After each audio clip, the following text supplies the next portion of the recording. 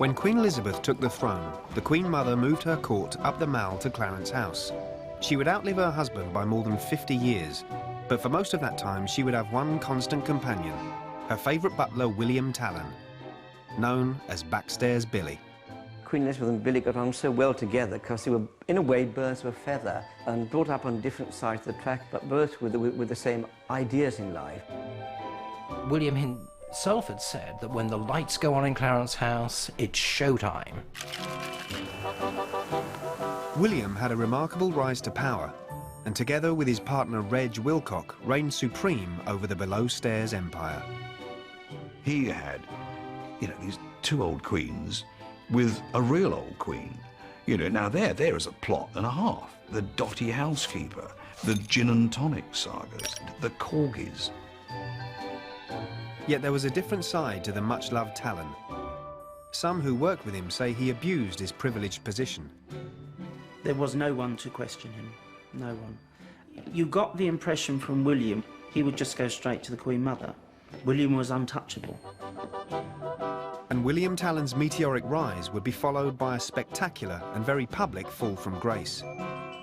With exclusive access to Tallon's personal letters, photographs and palace documents, this is the story of the butler who saw it all, who, after a lifetime of devotion, would end up ousted from court and alone in the real world.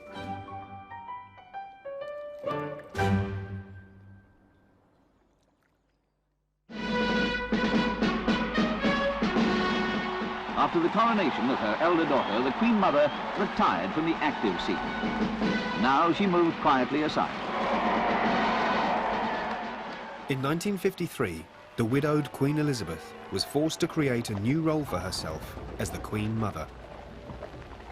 Her beloved husband, King George VI, had died. It was time to set up a new court just a few regal yards up the Mall at Clarence House.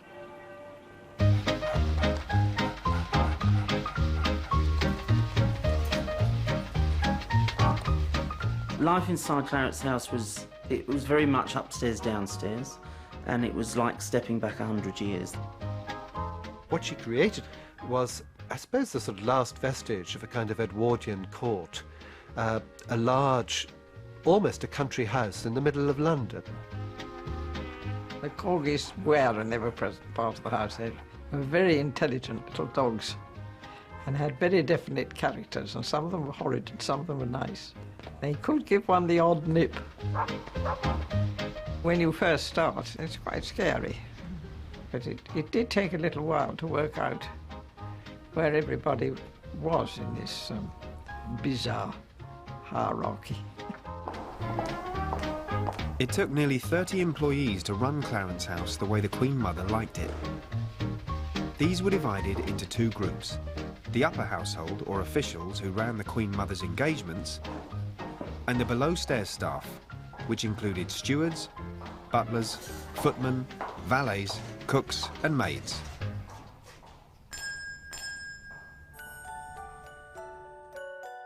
In 1955, the below-stairs staff welcomed a new employee, William John Stevenson Tallon. Aged only 15, William had written directly to King George VI asking for work. In 1951, he began as a footman at Buckingham Palace. At the end of his first day, he wrote a letter home to his parents in Coventry. Dear Mum and Dad, I arrived safely at the palace at 11 AM. I then caught a train to Windsor Castle and was shown where the drinks and silver was kept. Supper was eggs, baked beans and chips, then jelly. That's all for now. Love, Billy. After 2 years at Buckingham Palace, William was invited to take up a new post at the Queen Mother's court.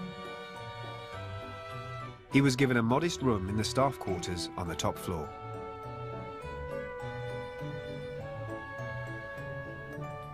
When William was growing up, he became very fascinated by the royal family as a boy because the war had ended and things had been rather, I suppose, dull and grey. And I think he identified also with the style, of course, you know, and glamour, and those occasions were organised with a great deal of precision and perfection. And I think it was a home from him. There was a team spirit. That didn't mean we didn't fight with each other like cats and dogs quite often, but we were all devoted to Queen Elizabeth, and it was really a team effort to help her with her job. William started as a footman, and his duties included serving meals, opening and closing doors, and looking after the Queen Mother's dogs. William fitted neatly into the Queen Mother's team as he was gay like many of her below-stairs staff. 5 years into the job, he met Reg Wilcock, who also joined as a footman. The couple hit it off immediately. William could be extremely temperamental and very tiresome at times. And Reg was a sort of steadying influence on the two of them. He was an extremely nice man, Reg. He had a tremendous laugh, Reg.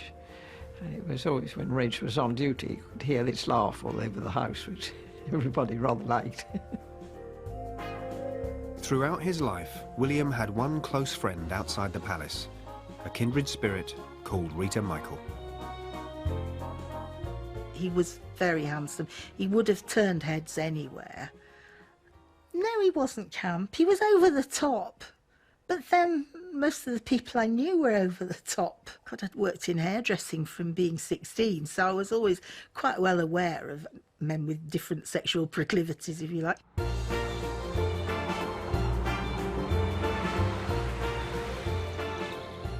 Moet champagne was actually 27 and 6 a bottle then. I can remember that because we used to be able to afford to buy that, and we could drink champagne most of the time.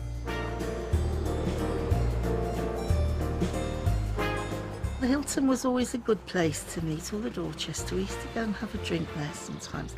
So we're all very pretending that we're very sophisticated. And we would get out of there and look at each other and then all just sort of fall about and laugh. And William would say, we got away with it again. Then nobody actually knows that we don't do this all the time. By the late 60s, William was becoming a trusted part of royal life.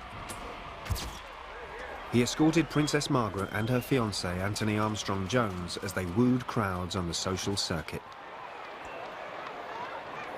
And together with Reg, looked after Prince Charles and Princess Anne when they stayed at Clarence House, whilst their mother was abroad on royal tours.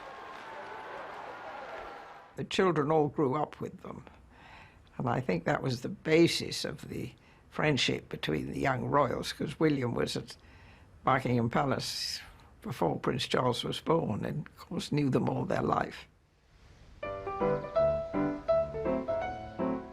As William and Rita's friendship grew, he allowed her more of an insight into his private world, inviting her to tea at his quarters in Clarence House. I used to like saying that to the taxi drivers, Clarence House, please, and they used to say, shall we drop you at the end of the road, the Stoneleigh Road? And I used to say, no, take me to the door, please. When the Queen Mother was away at Royal Lodge in Windsor, William would take the opportunity to give Rita a peep at life behind royal doors. You had to go right up to the top of the house. William did have his own room, bed-sitting room. They had a trunk on the top corridor. It was sort of stamped HRH, Queen Elizabeth, the Queen Mother. And he said to me, oh, God, you've actually sussed us out now, you know. We keep her in there fully dressed. When it's time for her to come out, she comes out. After tea, William began his personal guided tour of some of the Queen Mother's living rooms. William was a wonderful guide who I can remember he picked up something or I admired something and he said, oh, that's our latest gift, that's from Fabiola. And he turned around and he said, she's the Queen of the Belgians, you know. And finally, even a glimpse of Her Majesty's bedroom. We happened to be looking out of the window, and I said something about, oh, look at those poor people out there in the rain, and William said, why don't you give them a wave? They won't know that you're not royal, and they'll be so thrilled that somebody's waved to them. So I did. I gave them a nice regal wave, and I'm quite sure that there are hundreds of elderly people in Japan with photographs of me that they say, who the hell is that?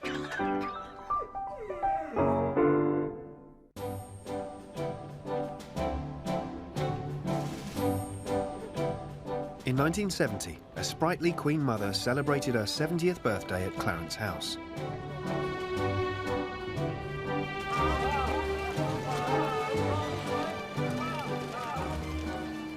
William Tallon entered his third decade of royal service. The working-class boy from Coventry had risen through the below-stairs ranks to become the Queen Mother's personal page, and their close friendship blossomed. There's an invisible boundary which he didn't cross, but the boundary became, the edges became rather fluid, I think, and I suppose if you're working with somebody at close quarters over a long period of time, there's bound to be a degree of affection arising, otherwise it simply wouldn't work. She was a great people enhancer, and in his own way, you know, Billy was too, and that everything was done with a great sense of style and theatre. And in a way, I think he felt he was always on the stage.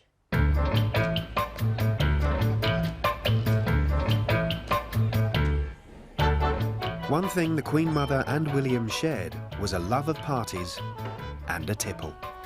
Clarence House played host to hundreds of guests, and William was in his element, in command of the drinks trolley.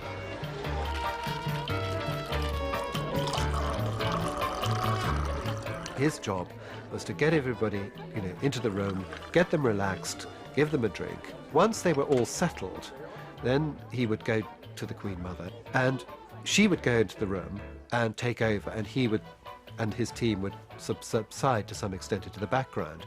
So they were the warm-up team, if you like. It was fueled, of course, by strong drink. He just made the whole night go the swing. And of course, he would help to lace people's drinks if people were slightly shy, of course. Well, I think was one who sort of more or less had to be carried out because he didn't realise that these nice drinks he were having were pretty potent. One was certainly on one's guard when it was mixed by William, that's for sure.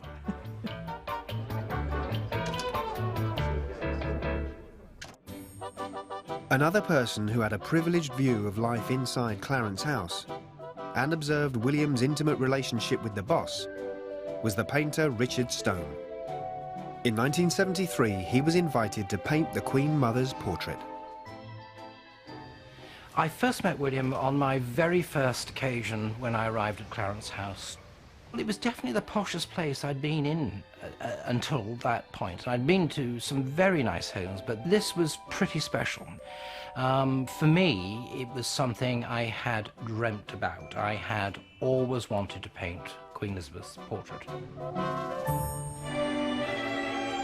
Richard was instructed to set up his easel in the garden room at Clarence House, and over the following few days, he began regular sittings with the Queen Mother.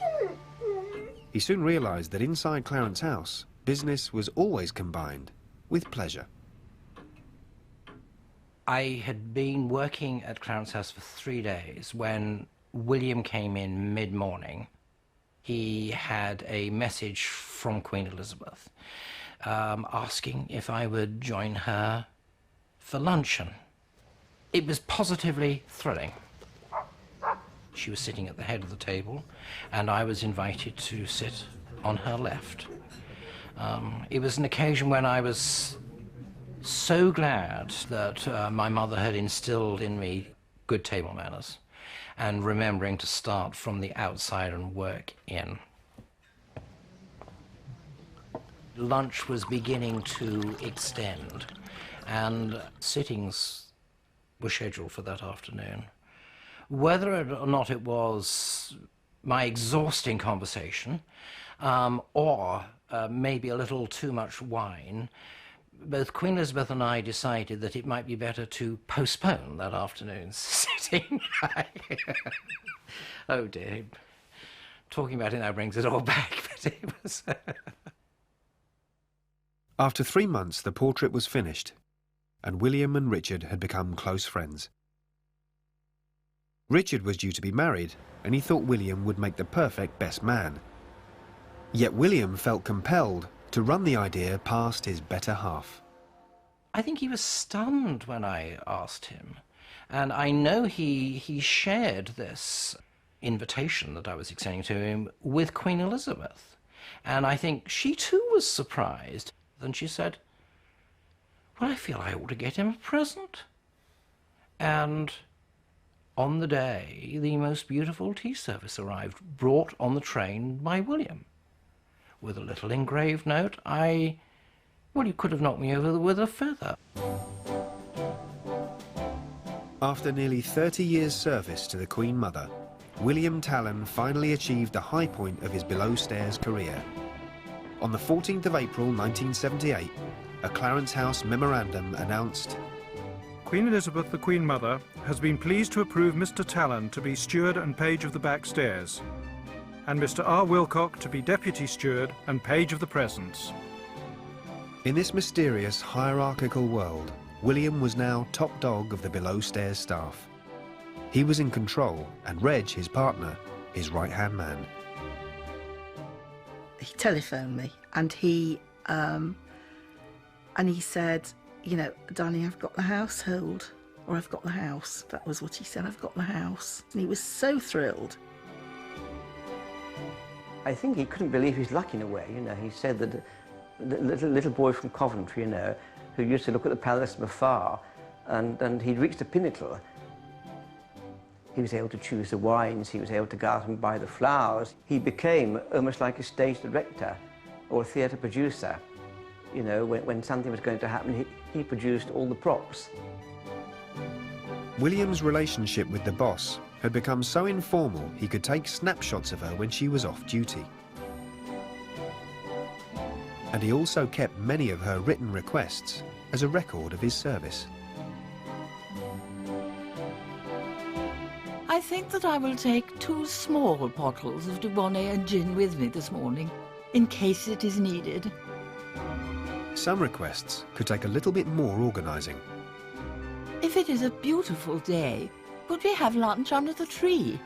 One could have 14 at the table, with 4 at a small table.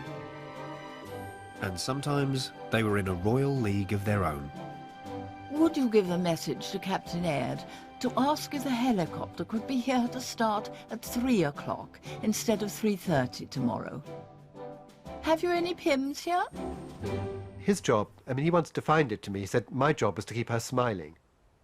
He had a sort of a different line to the Queen Mother, if you like, than the other people did. I mean, they had their particular times when they saw her, but he was there from really the moment that she came down to have her morning tea or coffee in the morning room until the Queen Mother finally said goodbye to the last guest of the evening and went to bed at night, which could have been way after midnight.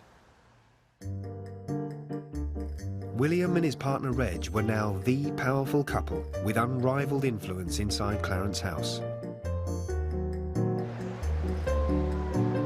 As the Queen Mother reached 80, the duo went over the heads of the upper household officials of the house, persuading her to greet the crowds from her balcony.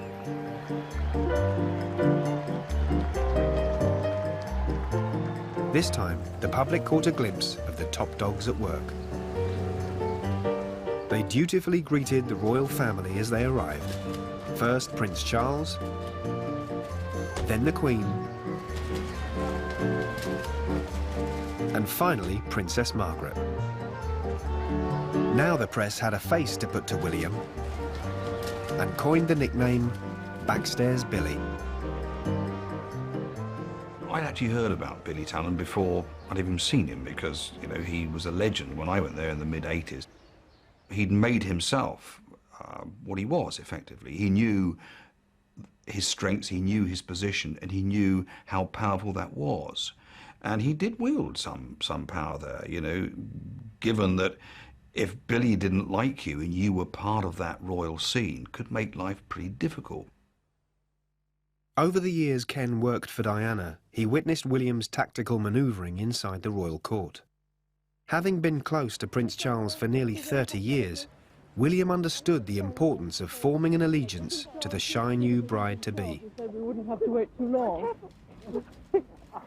He was a mover and a shaker, and he could assess people very, very quickly.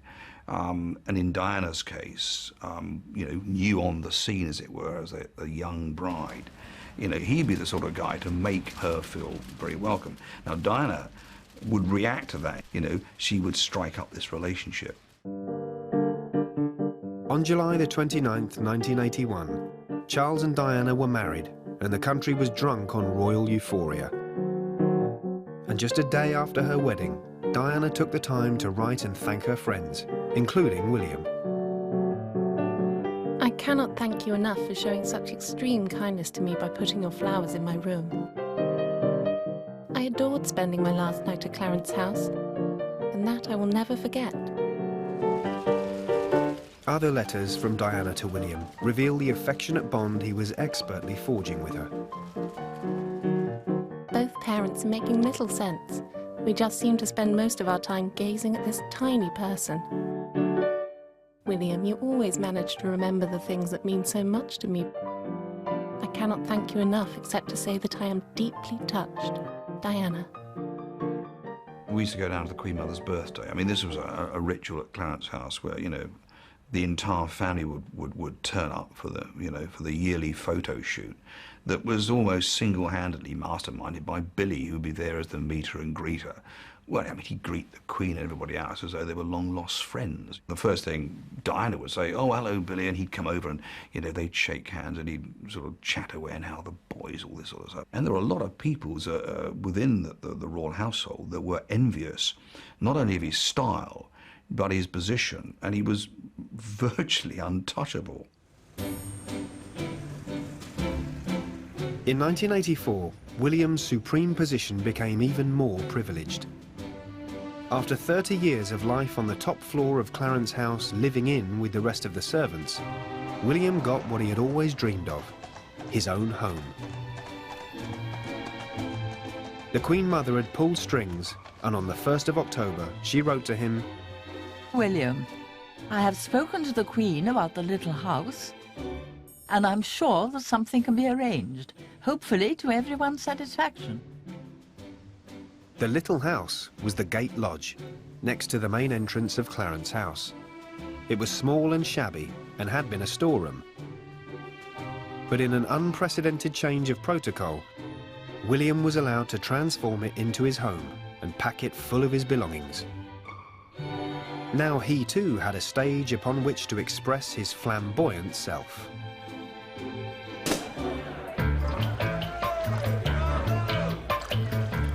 He'd have people from the arts world and film stars, comedians, beautiful young girls, beautiful young men, everybody. They all piled in, as many as could fit. It was a microscopic palace. It was full of portraits and vases and statues and beautiful glass. You know, when he gave you a drink, it was in a crystal glass. I suppose it's being attached to the palace in a way that rubs off on you and you almost become part of royalty. He was very, very super gregarious and super flirty. He was just a real imp, just full of wickedness. When I say wickedness, I mean wickedness in the nicest possible impish way. He wouldn't even let your champagne glass get half empty. He was always topping it up. He was very theatrical. He should have been an actor. He was larger than life, great fun, a naughty man, really.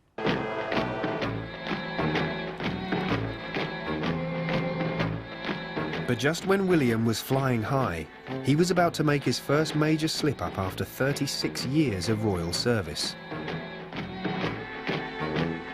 One night, he had a secret liaison with a young man that would tarnish his reputation. There was an incident in 1991 when he invited a young man back to the house, and that's one of the times, I think, when the royal household in Clarence House thought they'd got him. The man turned out to be an ex-rent boy and thief, and the news of the world splashed the story across the front page. William had embarrassed the palace, and the upper household officials, who had long been envious of his growing power, called for his head. But the Queen Mother protected her #1 servant and told them William was staying. And in fact, I believe her comment at the time was, wasn't it nice of him to invite that young man back into the house when it was raining so hard outside, to which they no doubt all said, oh, whoops, gosh, that's the attitude, right, we better just pipe down. Which is very pragmatic of her, shall we say. William had survived the long knives of the palace officials, but his public blunder would mark the beginning of his downfall, and his below-stairs empire would start to crumble.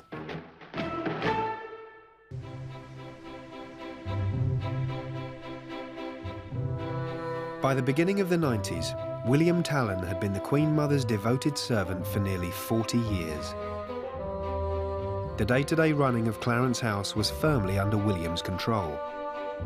But in 1992, his authority would be challenged when a young applicant wrote inquiring about a possible vacancy. I'd always been fascinated by them, and we were always brought up to respect them, certainly by my great-grandma. So I suppose I always just had that interest. 19-year-old Liam Cullen Brooks was invited for an interview, and the first person he met inside Clarence House was William. My first impressions of William was he was very flamboyant, and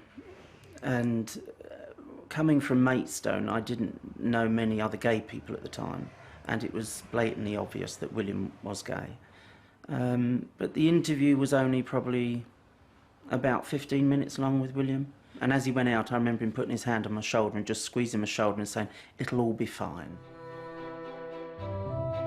Liam was offered the job of footman, and on his first day he met the rest of the below-stairs staff when they assembled for dinner. It was a huge table, and there was the Queen's footman at one end, there was a housemaid at the very other end, and then there was just all the staff around the table. It reminded me of Upstairs, Downstairs, because I'd watched that as a child with my mum, and it really was them and us. That was the impression you were given. I'm not saying that's what the royals thought, but that's the impression the staff gave you. It was very different to any other job I'd ever had, because it meant you've got to live and work with these people, and that was something I'd never done before.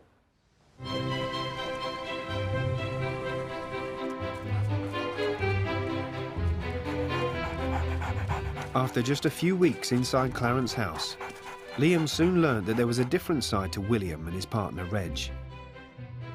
Not only did they have unquestioned control, but they also had their own clique of favourite staff. William and Reg made it known from the beginning who they liked and disliked. And if you got on with people they didn't like, you would know about it pretty quick. And it was quite difficult to think that you couldn't have different friendships if they didn't like them. And that's when I noticed how unpleasant they could both be, and especially William. He wasn't the great Billy Tallon to everybody. To some, he was feared. The one thing that he had was the support and ear of the top lady, the boss, effectively. Now, if you've got that, you really got almost supreme power. After nearly 40 years of royal service, Liam believes William's power was beginning to corrupt him. He now amused himself by humiliating younger members of his staff in front of the boss. You'd set up a table, for example, of all clean silver and all the rest of it. Say, for example, it would be a big luncheon at Clarence House, and the Queen Mother usually come down to inspect the table. William would go around putting dirty cruets on the table, and she'd walk in and she'd always notice if something was out of place. And in the beginning you felt really bad and you'd just apologise and you'd change it. In the end I'd just say, well, it was clean until William had moved it, Your Majesty. And she used to just smile. I'd no idea what she thought.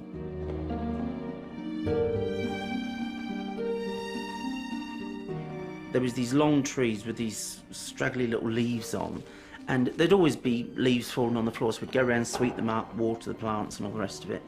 But you'd sweep it so it was all nice, and it was all tidy, and then 5 minutes later William would come through, you haven't done the trees, and you think, yes, we've just done them. And there was 3 of us, so we knew we'd done them. William or Reg had gone by and shaken them again and got even more, or even picked the leaves off and dropped them to the floor. There was no one to question him, no one.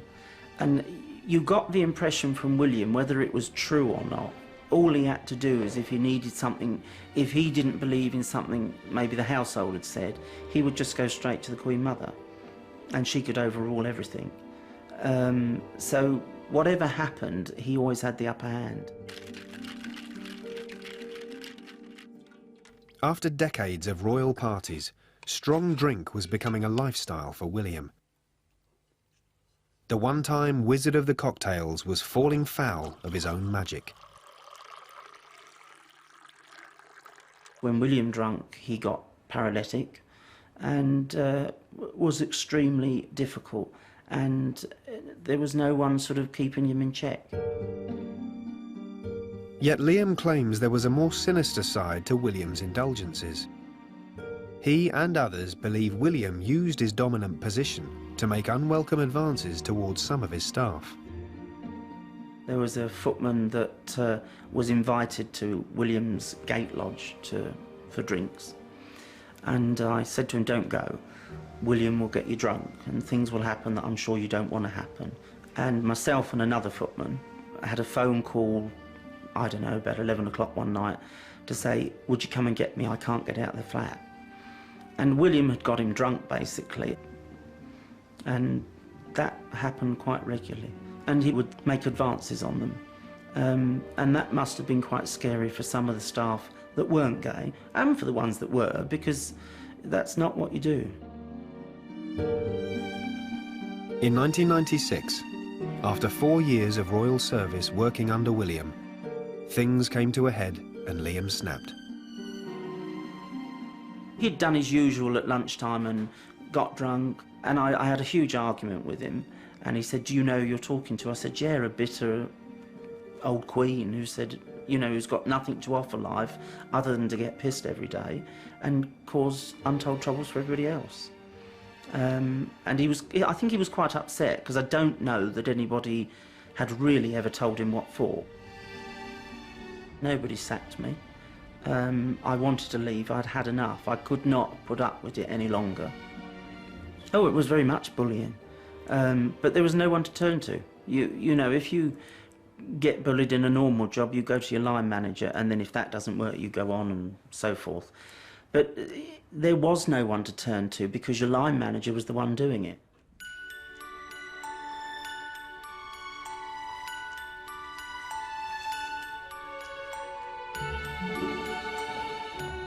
Staff came and went, but life inside Clarence House carried on. The Queen Mother stayed loyal to her most trusted servant. The pair were growing old together inside Clarence House, and the bond between them was almost like a love affair. William would remain safe as long as the Queen Mother was there to protect him.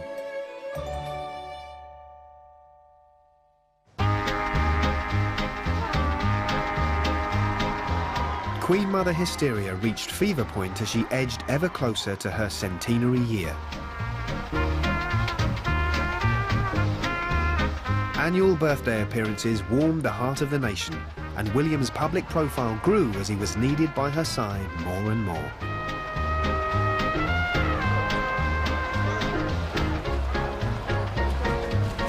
In the year of the millennium, the Queen Mother reached the grand old age of 100. And to mark the occasion, an evening pageant was held in her honour, celebrating some of her favourite screen stars through the decades. Under the spotlight as ever were William and the beloved corgis.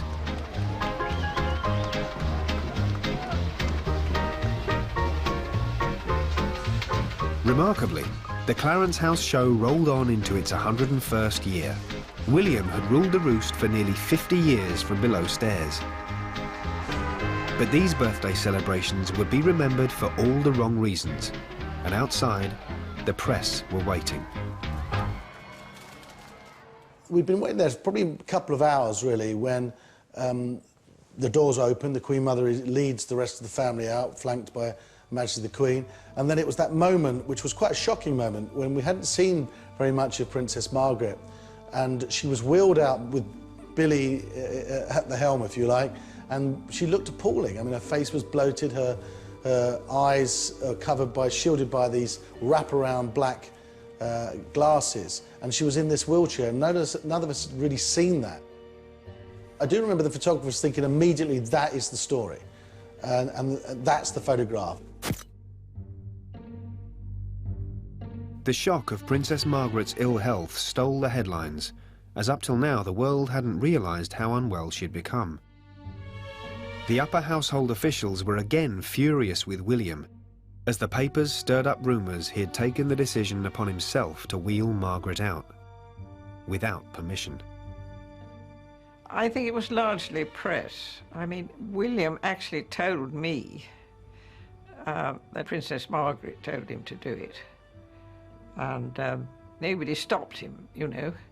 And William was one who quite naturally would obey orders, certainly from a member of the royal family.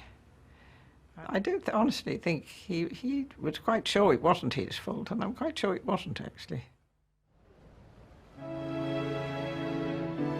Whether William had done anything wrong or not, his time in royal favour was coming to an end. Princess Margaret died just 6 months later, on the 9th of February 2002. After the death of her youngest daughter, the Queen Mother developed a chest infection and her health deteriorated rapidly, forcing her to retire to Royal Lodge in the grounds of Windsor Castle to receive 24-hour nursing. William was stranded at Clarence house, unable to help her anymore.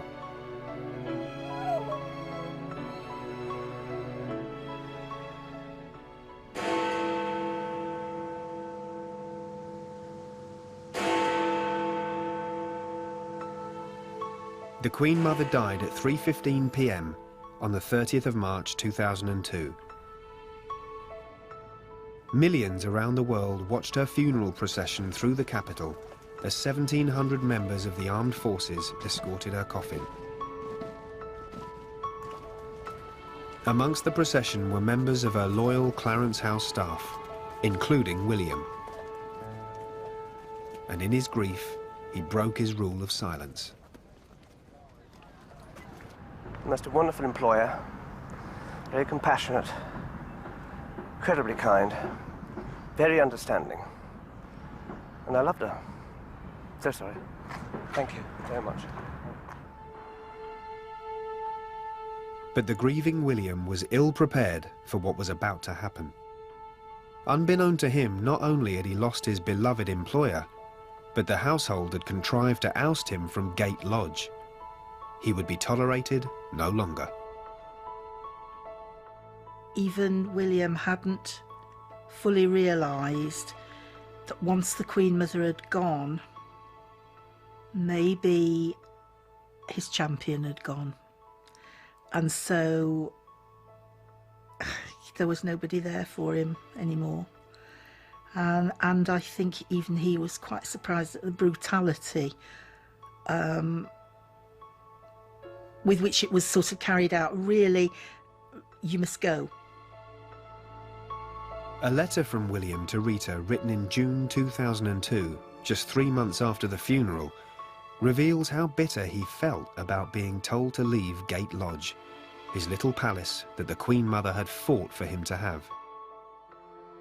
My dear Rita, life is bloody at the moment, and I must move house within the month. The palace and privy purse have behaved appallingly, but what can one do? Please, if you could bear it, darling, give me a call. It would be so good to hear you. William also confided in Rita that the Queen had come to visit him before he left. She did spend 2 hours with William, and I don't think ever once, as far as William told me, did she say, "Thank you for everything you did for my mother." And worse, when she was leaving, she told him not to worry about the corgis because they were fine. But nobody actually cared about whether William was fine. But he was quite stunned by the Queen's sort of total incomprehension, really, of what it meant to him. William had given a lifetime to the family. All he wanted was some recognition. That's what hurt him, I think. William Tallon had lived inside the royal household for over 50 years, ruling his own little empire. He had believed he would stay there forever, but he dutifully cleared Gate Lodge of all his belongings. William now had to survive in the outside world, where the press were waiting for him.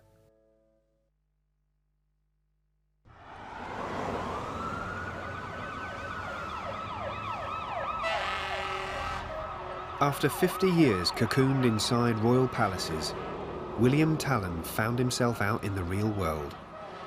He'd now lost the two most important people in his life, his beloved Queen Mother and lifelong partner Reg, who had died of leukemia 2 years earlier.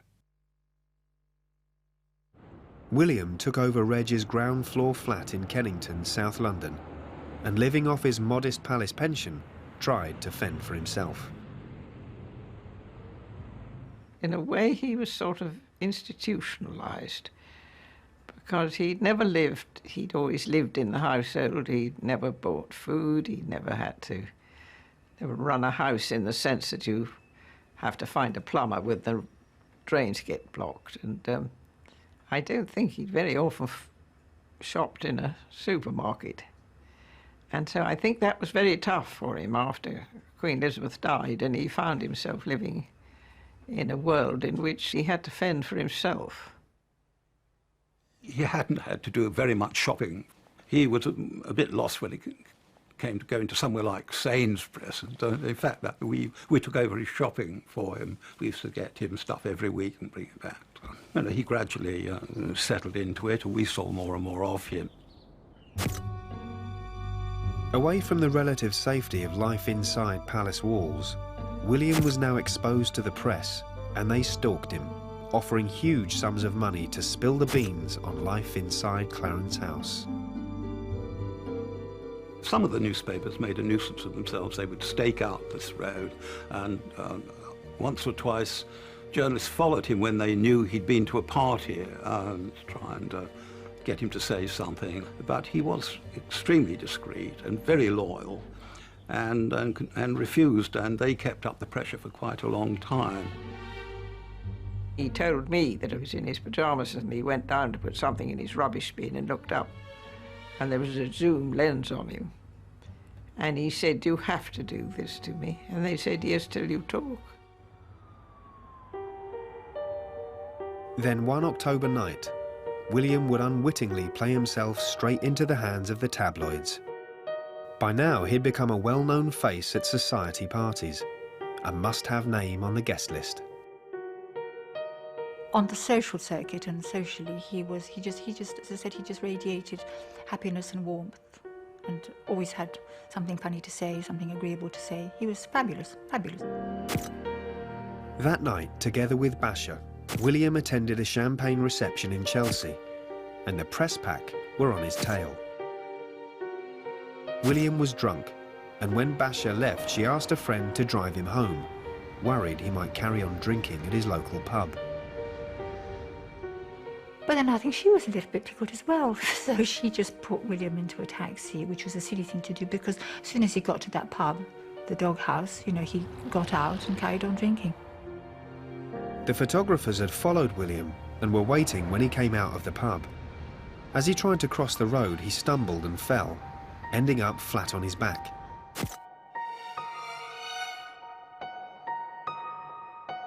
William had once again made the headlines. He found life very hard. He told me he used to wake up at 5 o'clock in the morning and didn't know what to do with himself. Because I think in the dark hours of the night, when one is particularly depressed and everything seems awful, I was always worried he might take an overdose or something. Decades of drinking were now beginning to take their toll. In the spring of 2007, William collapsed at home and was referred to hospital with liver problems. He was told to stop drinking, but by autumn was inviting friends to dinner again. He usually just had a couple of bottles of wine and a few odds and ends, but on this occasion he said, "Oh, I'd like 4 bottles and a rack of lamb." That was his favourite food. So we got that on the Friday. We weren't surprised when he didn't come over on the Friday, but when it got to Saturday late afternoon, and I said, perhaps I'd better go across and make sure everything's all right. And we had a key to the flat, and we found William lying by the side of his bed. I think he died early on the Saturday morning rather than the Friday night.